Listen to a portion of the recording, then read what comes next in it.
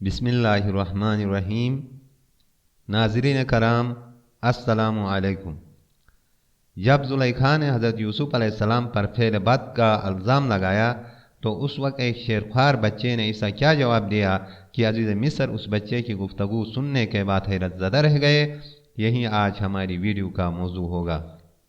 یوسف علیہ السلام کے پیچھے پیچھے برہنہ حالت میں زلیخا بھی نکلی، چنانچہ جب اس نے عزیز مصر کو دیکھا تو یٹ اپنے شوہر سے کہنے لگی کہ جو تمہاری بیوی کے ساتھ بدکاری کا ارادہ کرے اس کی سزا اس کے سوا اور کچھ نہیں ہے کہ اسے قید کر دیا جائے یا دردناک عذاب میں مبتلا کر دیا جائے۔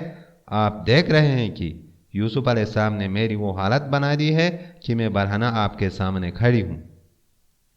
عزیز مصر نے یوسف علیہ السلام کی طرف خونخوار اور سوالیہ نظروں سے دیکھا۔ آپ علیہ السلام نے فرمایا کہ اس نے خود مجھ سے فعل بد کی خواہش کی تھی، میرا قصور ہرگز نہیں ہے۔ میرے پروردگار نے مجھے بہت بچایا ہے۔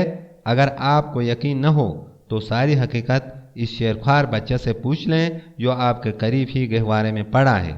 زلیخا نے خالہ زاد یا مامونزاد بائی کا خلیقہ نامی ایک بچے جس کی عمر صرف 4 ماہ کی تھی جولے میں تھا۔ عزیز مصر نے کہا یہ بچہ بول بھی نہیں سکتا، تمہاری گواہی کیوں کر دے سکتا ہے؟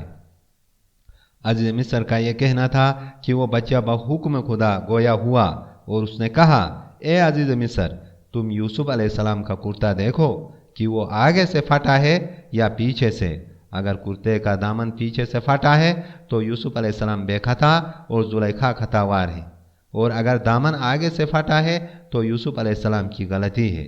عزیز مصر نے 4 ماہ کے بچے کی زبان سے یہ گفتگو سنی تو وہ حیرت زدہ رہ گیا اور اس کے دل میں خوف پیدا ہوا، چنانچہ اس نے یوسف علیہ السلام کے کرتے کو دیکھا جس کا دامن پیچھے سے پھٹا ہوا تھا تو زلیخا پر برس پڑا اور کہنے لگا یہ سب تیرا مکر و فریب ہے، تو یوسف علیہ السلام پر غلط الزام عائد کر رہی ہو جبکہ وہ بے خطا ہیں۔